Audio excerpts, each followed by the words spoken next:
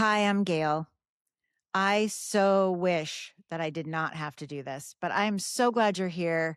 And I wish I could turn back time to last year and not even know much about suicide. But here we are, and I'm here to build a community with you. So, my background is in the beauty industry. I've been an esthetician since 1999. Then I became certified in mindfulness, meditation, and a coach with Deepak Chopra. But I am not a grief counselor. I don't know that much about grief except for my own experiences. I just knew that this needed to be a conversation that we don't shy away from. And it's going to be uncomfortable and it's going to be sad and triggering and all of those things that we need to get to where it isn't as much of an epidemic. Too many people are taking their own lives. It's astounding since I started this love project, how many people have come to me and said, my friend, my family member, my loved one, my mate, my ex-husband, all took their life. It's too common. I mean, growing up, suicide was like, oh God, like you never, at least for me, I hadn't really heard very much about it. Now that could be because some people want to talk about it like their loved one died another way so that it isn't in the conversation. Even the word commit suicide is not acceptable anymore and because it used to be considered a crime. It's not politically correct to say commit, but died by suicide is real and it's everywhere. And people have such shame around it. And that breaks my heart. And then on top of it, having this be something that my amazing niece did, it's like it brings it to like a whole different level. And I am going to be raw and vulnerable and make myself uncomfortable because it's necessary. It is completely necessary. Our world is not like it was 10 years ago. It's very different. And these conversations are essential. So I'm so glad you're here. I really want your feelings to be met with dignity. You deserve that. So if you've lost someone to suicide or you've contemplated yourself, welcome and let's start the conversation. January 29th, 2025, I lost my beautiful niece, Laura. Well, I call her Laura Nicole since she was born. She was 31. We lost her to suicide. It is unlike any experience I've ever had before. So let me just start by just telling you a little bit about her. She was smart and spunky and beautiful and kind and thoughtful. And I don't have children, but Laura and her sister Michelle and brother Ryan, I've always loved like they were my own. But Laura and I, we were very close. And from pretty much the time she was born, she was with her husband since she was 17, on and off. She was so in love with him. And over the years, they had gotten married 2 years before she passed. We had seen changes in her. She had, some physical changes. She had gained a little weight. Her skin was breaking out. You could tell that she wasn't getting herself dressed up anymore. And she had the best style. She would get lots of tattoos, which is no big deal. And it doesn't mean if you have tattoos that you're going to do something to yourself. It was just part of this evolution of Laura. She had gone through 4 miscarriages and a failed IVF. And I'm sure between the hormones, her depression, all the things were just too much. And she never, from the time she was a kid, never ever expressed how she was feeling. Like I would say to her things that I was upset about, or I would talk to her about things. She would laugh. She never let you get deep in her as far as like emotions go. And when she was in high school, she was put in the hospital for a few days over contemplating suicide. And then she said, I'm fine. That was before. I'm fine now. And that's what she even said to me about a week and a half before this happened. I was evacuated during the fires in LA, and she and her husband separated. And so I went and stayed with her, and we spent 10 days together. And she was like, Auntie Gayle, I'm not going to do anything. She almost was like, because she had a little bit of a snark, she was like, oh my God, why is everyone checking on me? So let me tell you about the day. So it was the 29th, and my birthday is the 30th. And we were going to have plans. We started watching a TV show together, and we're going to watch the latest episode on my birthday. But on Wednesday, the 29th, in the morning, I got a text from my sister-in-law and another one from my other niece who lives in Oregon saying, have you talked to Laura today? And I said no, because I had left staying with her about 5 days before. So they said, well, we see that she's not answering our texts, and we see that she's at home. And so I was staying with my cousin's dog at the time, and I dropped the dog off and then went over to my niece's.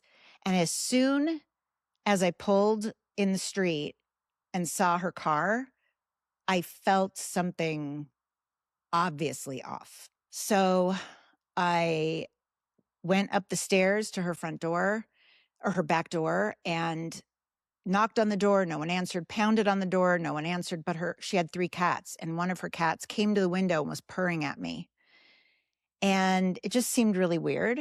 And by that time, I had spoken to my niece in Oregon again, and she had said that Laura had gotten a Xanax prescription from our family psychiatrist on Monday.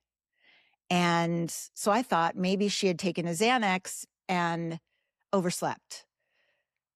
But when no one came to the door, I went down to my car and called 911 for a wellness check. And by that time, the neighbors who I had met while I was staying there came out. And the husband happened to be a firefighter. And he said, what's going on? I heard you banging. And I said, well, I can't, Laura's not answering, and I'm not sure what to do. And a police officer had come, and he would not go in her house because there wasn't enough, evidence that was necessary. But I was talking to my sister-in-law on the phone, and she was screaming like, break the door down, do what you have to do. And so I was like, I don't care if someone can break the window or break the door, I'll pay for it, but just somebody please do that. So as I was talking to my sister-in-law, this firefighter neighbor who is a gem, he and the police officer went to the front, and there was a window that was ajar, and the firefighter went in and then let the police officer in. And I will never, ever forget the look on their faces when they came walking down the stairs. The police officer had 0 personality. And he said, are you next of kin? And I said, no, but I'm speaking to her mom. And so I handed the phone, and the neighbor didn't say anything to me except he hugged me and said, I'm so sorry. And I don't remember this, but my sister-in-law said that she heard me scream like, what? What? Like I couldn't make sense of it. And it was like an out-of-body experience. It was actually an out-of-body experience for a while, like a long while. And so my sister-in-law was at school. She works at a school. So, and about 45 minutes away. And because of the evacuations, the traffic was insane. So poor thing, my brother, my nephew, and his girlfriend, they all, were driving in this horrible traffic to get to where I was and where Laura was. And, it was horrid. My other niece was packing to come from Oregon. It was, again, an experience that I had never had before. I feel like, there's grief and then there's suicide grief, which is a whole different layer, which I'm sure something like murder or, other things. Every death has lots of dynamics. Just want to make that clear. I'm not saying suicide is but it is its own entity. And I can't, yeah, it was crazy. It was crazy. I remember almost everything about that day. And I couldn't, even now, almost a year later, next week will be a year. I can't make sense of it. She lived in Virginia for a few years. And I think in my head, I sort of imagine that she's still in Virginia and not in LA, because I've had a really hard time making sense of it and making, like, inside knowing it's real. Even though I know it's real, it's been really, really, really hard. All of us have grieved differently, obviously, but we as human beings are so different and we all grieve so differently. And I hope that with everyone in the world that's grieving, that we sort of take the judgment out of it and just allow people to be where they're at. I wanted to read everything about suicide. I would listen to audiobooks. I read 4 of them, and there was one that really resonated with me. And the author had written a book in 2006. Her father died by suicide, I think in 1998 or 1999. And the book just resonated. Because I wasn't her parent and I wasn't her sibling, it's been really interesting finding my place, because she was one of my best friends, as well as my niece, as well as a daughter-ish. So there was no place for an aunt or an uncle or a grandparent. It was very focused, as it should be, on the parents and not even as much the siblings. Actually, what I've heard is that they call the siblings the silent sufferers because, they want to take care of their parents, and people are like almost look right past them. It's been a crazy experience. So anyways, I wrote to this author. So I have the book. I got it in the audiobook, which is where I listened to it. But then afterwards, I wanted something to hold on to. I wanted something that I could go through. It's called Those They Left Behind. And it's all stories of suicide, but from various relationships, which I felt super seen, because I didn't know. I still don't know exactly where my grief fits. And that's been a journey as well. When I wrote to the author, she jumped on a Zoom with me and could not have been any kinder, because I'm not an author. I'm an esthetician by trade. I'm in the beauty world. I just am not a writer, but this was calling to me, and I just felt like I needed to do something. So I said, your book was written in 2006 and it's 2025, and so much has changed. The words we use, COVID, different things on social media. So she was like, I would be honored for you to do a second edition of my book. And I was so excited. And she sent me on Facebook a couple of support groups for suicide loss to get some people who would contribute to the book. And as I was meeting with these families via Zoom, I was like, you know what? I feel like everyone's story, both the person that passed and the families, need their voices to be heard.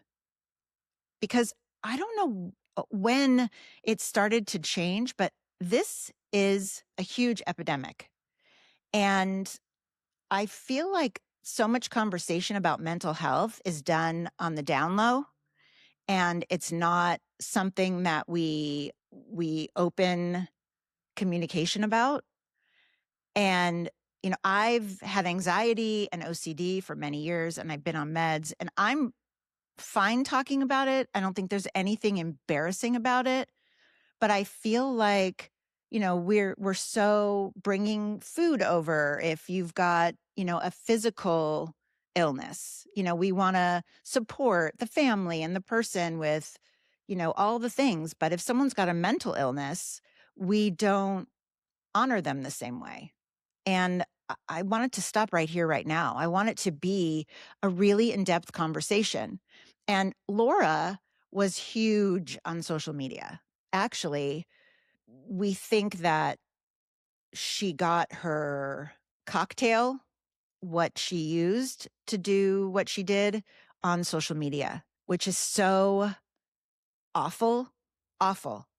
And I had found some underground groups she was a part of on Facebook, which is, again, awful. And I just feel like we have so much to learn about mental health and so much to learn about grief and what it looks like and what's okay and maybe what's okay to say and what's okay not to say. Everyone's different. Everyone has different, ways to, again, cope and have the conversations. But I just really wanted this to be a place that we can have the conversations that are raw and hard. I want to shine a light on this awful, awful way to pass where people feel alone. I don't want anyone to feel alone. I want this to be an open space. When it happened, I can't tell you how many people showed up for me and my family.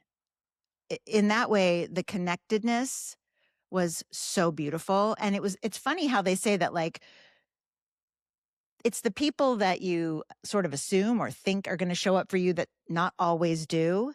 And sometimes when things like this happen, you have people that you would never even have imagined would show up are right in front of you. It really shines a light on where people are. And I'm sure there were times before this experience that I might not have been there for someone because I didn't know how, or I didn't know it was needed, or whatever. And I definitely am going to do things different moving forward. I do want to give a huge thank you to the people in my life that have been such an amazing support. And I don't want to leave anyone out. I want everyone to, and you know who you are, to feel the gratitude that I'm sharing, because I have a really amazing support system that I'm not sure I knew I had before. And I don't want to leave anyone out. I want everyone to know how grateful I am, because I am someone that doesn't know how to ask for support. And people just showed up for me. Family, friends, people that I haven't seen for years. Someone I had a falling out with many years ago is now back in my life. So amazing. So I just want to say thank you, because I think it's really important that that is said. So after Laura passed away, I had called the psychiatrist, actually on the way home, or the way to my sister-in-law's after the coroner left. And my sister-in-law spoke to the two therapists that Laura has had in her life. And all three of them said the same thing, that they have like checklists of what they look for in someone contemplating suicide. They didn't think that she was at risk at all whatsoever. And it's so interesting because, like I said, like she would smile and just laugh, and like She had not a care in the world. And you knew that there was more, but she just wouldn't share. She would just smile through it. And one of the therapists said to me that it's not the ones that talk about it. They worry, as much, if not more, of the people that don't. The people that don't share how they're feeling, don't get out emotions. And that is so scary, and scary for the family members, friends, coworkers of the people who are feeling that way. But also, if you think about that, about how hard it must be to be them inside and just smile through things and not share. I can't even imagine. I feel like I want to go back to my birthday. I hope that doesn't sound selfish, but on my birthday last year, I was picking out caskets and picking out plots for Laura to be buried. So I didn't have a birthday, and I didn't have a niece who I was supposed to spend my birthday with. It was crazy. And, I've heard conversations about how the holidays are tough. You find people taking their lives during a significant date. I think that it can happen at any time.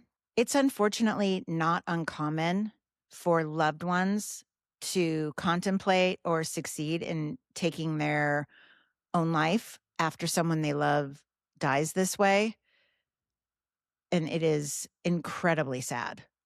I know that after Laura died, there were one or two people in my own life that felt that way, and they're doing better. Thank goodness. I think sometimes the loss is just too much to bear, because then, you've got loss, and then you've got the trauma of the loss, and the trauma of, oh, it's a normal day, and then this shocking thing happens. And I don't think that's solo to suicide, but suicide is a choice. And in my opinion, I think that if someone is struggling that bad and they feel like they're not meant to be in this world and they choose to do that, it is so heartbreaking, because, my dad used to say, this too shall pass.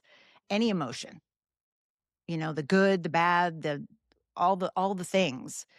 And as I'm meeting these families and we're, talking about this, it makes me so sad that is a choice that they've made when they feel like they have no other choice, no other option, or they're a burden, or they feel alone. What I have found through my this love project of mine, is that there seems to be a through line with unhealed trauma and unexpressive emotions, and as well as, like, when you're a kid and there's bullying and not fitting in and all the things, and then you add on social media, which is its own animal.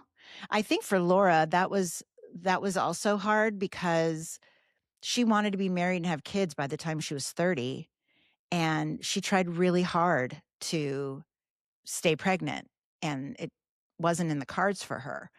And I think that social media and seeing all the, perfect families and their pictures and their kids, I think that was all so overwhelming. And if you are feeling a lack in any area and you go on social media, there's a high likelihood that you're going to feel some emotions around something you see on there. And I just think it's really unhealthy and so destructive to our mental health. I was thinking, like, if I could tell anyone contemplating, I would say, oh my God, please, please, please, please don't. There is a tomorrow, and there is a light, even if you can't see it right now. And you leaving is a beginning to a really, really hard, sad, upsetting, devastating experience for those left behind. And and and it's important that you know that you are loved and you're held, and there's always a way to make it better. And however that is and feels to you, just know that there is always a way to be better. Always. In one of the episodes, my sister in law's niece is going to be contributing. And she lost her daughter, her only daughter, Maya, via suicide on her 20th birthday. And that was, I think, 4.5 years ago. And Laura and Rose are first cousins. I can't believe that after Laura saw what Rose went through, that she did this. And I finally read her note. She left a very small note. And I think anything she would have written wouldn't have been enough. But it was very short, and it talked about her cats and her dogs, which is beautiful, but it also, like, she gave so much love to those animals. She wanted to be a mom, and she was an amazing animal mom. When I read the note for the first time, one of the things it said is, "Don't hate me. Please don't hate me." And uh, that breaks my heart that she would, and I have not discussed this, in depth with some of my family members, but I have had all kinds of feelings around this. Not the note, but her doing it. I mean, shock, obviously, guilt, huge, because I was with her for 10 days and talking to her about a bunch of BS stuff, and not asking her the questions that I probably should have asked her for years. And I don't know why I didn't. I think I was obviously scared, didn't want to rock the boat or make her feel a certain way or whatever my bullshit is. I think, it's so key that even if you're uncomfortable, like, push through the discomfort, because I didn't, and I have incredible guilt over that. I I think that, you know, mad. Yeah, I'm fucking mad. She should be here. But it doesn't last because it's not about being mad. I just miss her, uh, to the depth of my being, but I would never hate her. Never. And that's my experience. I don't know what other people, family experiences, what other people feel. I don't know. So I'm just speaking on my behalf.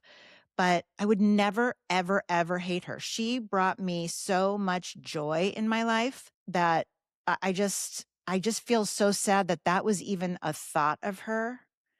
But yeah, I've been pissed off. Like, I, and pissed off at myself too. Like, why didn't I make her feel like I was a safe place for her? Why didn't I push through my own shit to have those really, really hard conversations that perhaps could have been a game changer?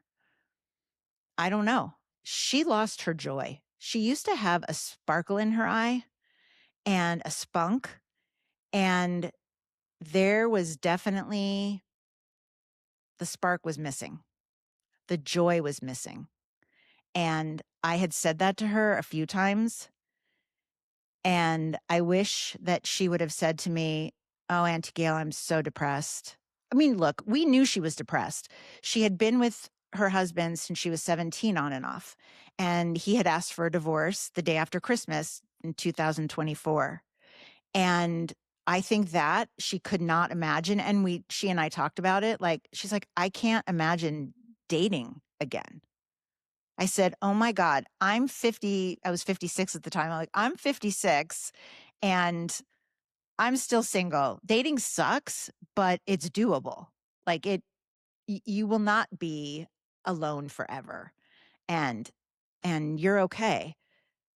but I didn't ask those like pivotal questions. I think opening up a dialogue, we might have had her longer. We might have been able to get her some really intense help.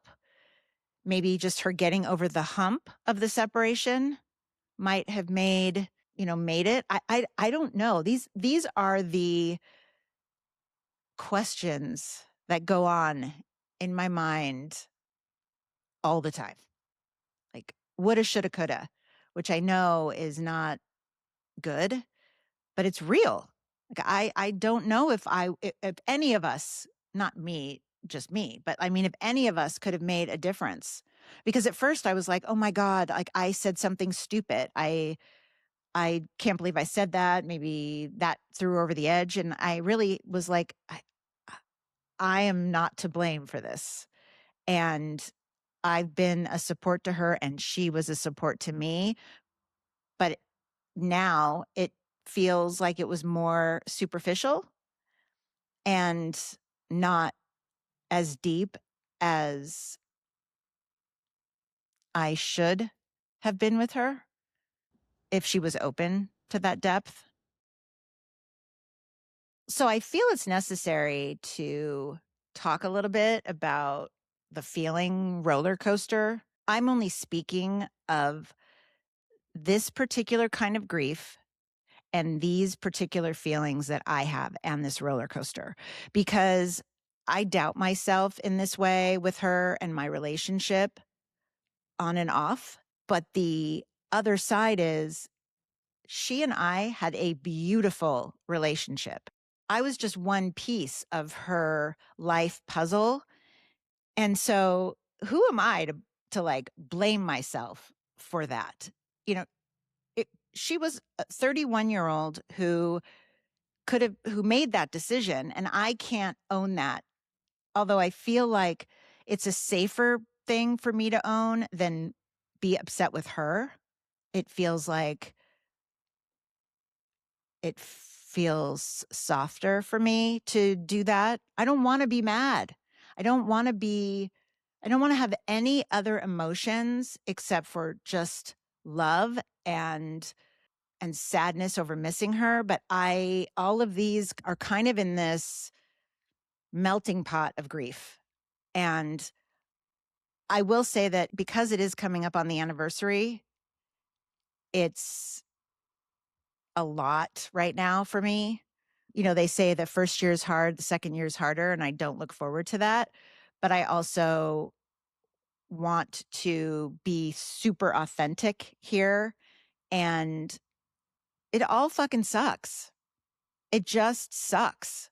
And we should be watching Traitors this season because that's what we were watching when I was staying with her last year.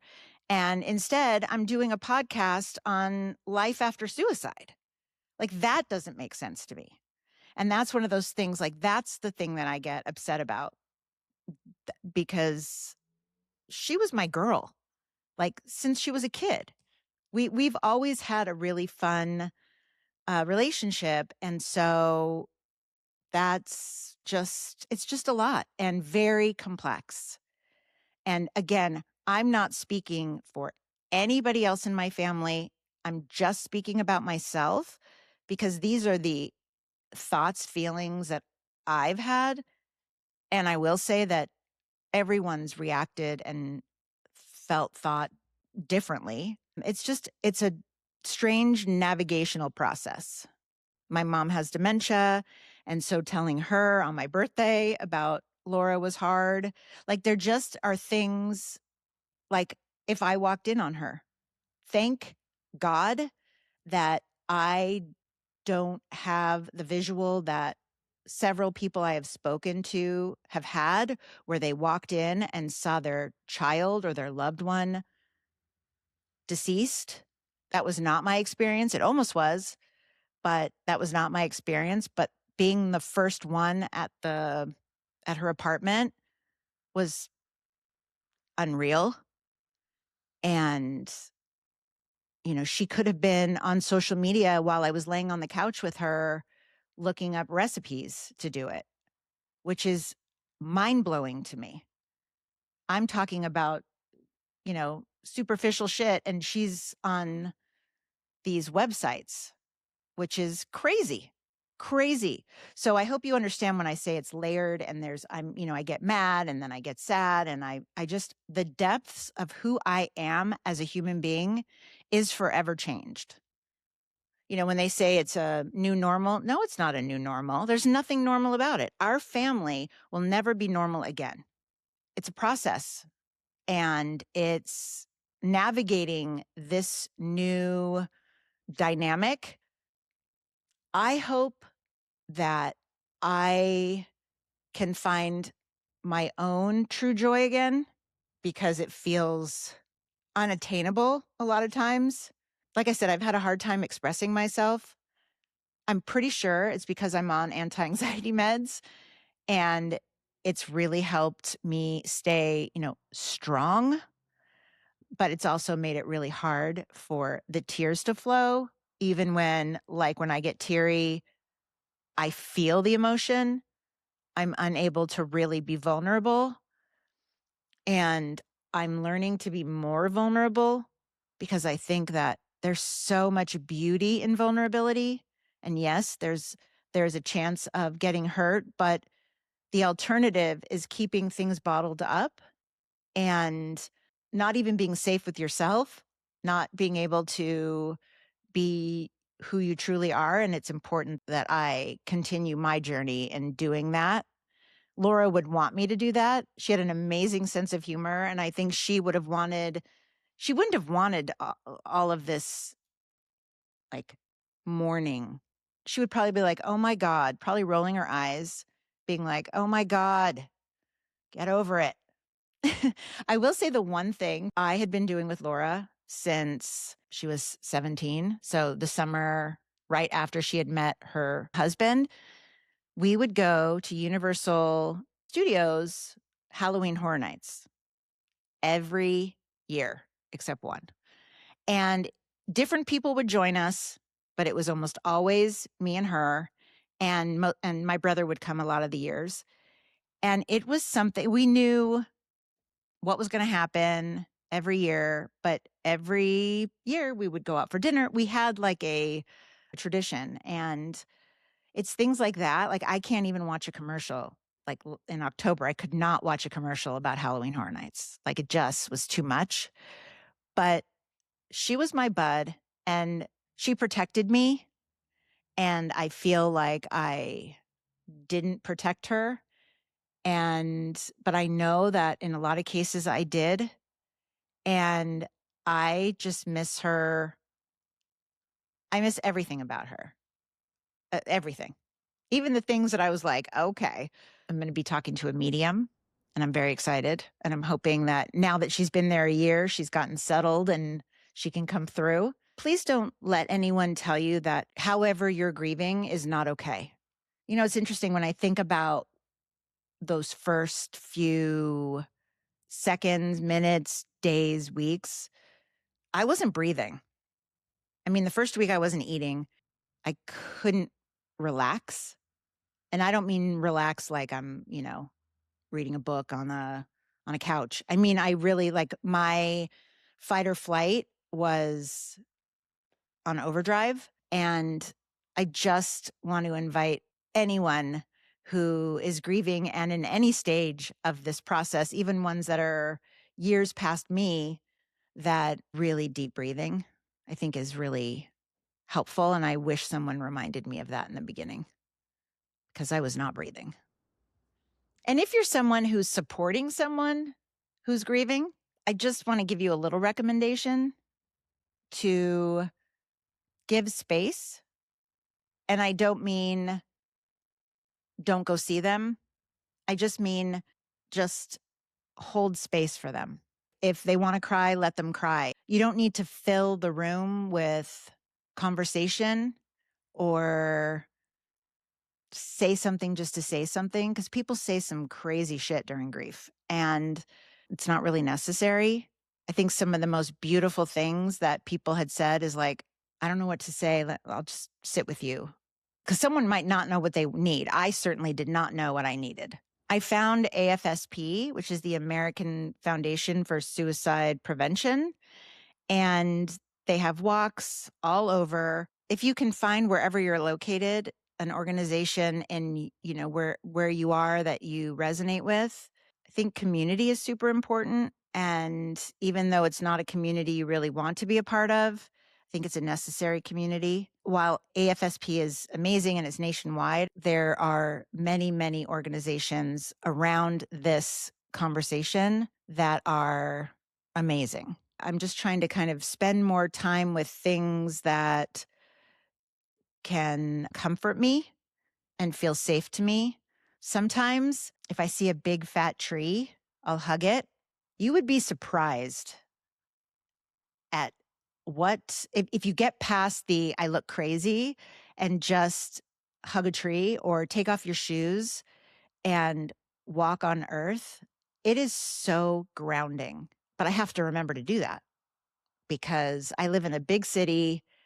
There aren't too many big trees around. And so it's like you have to make a conscious decision to go and do it. It could be just doing a walking meditation. It could be just, one foot in front of the other, whatever it is, just anything that will allow your brain to, or your head or your mind or your sorrow or your fear or whatever to just kind of quiet and allow your body to move. This podcast is really healing for me. It revs me up in both good and curious ways, but also it's something that I know I'm meant to do because I want to remove any and all shame around mental health, suicide. I want to scream it from the rooftops. So this doesn't have to be another family's experience. If you're in crisis, please call, text 988. Someone is on the other end of that and they can help you. Put the number everywhere. Please know that you matter and you're loved and you're meant to be here. We're going to bring in different people in this podcast. The family's obviously left behind, but mental health experts, perhaps people who have contemplated and maybe where they are now or what's changed or what hasn't changed.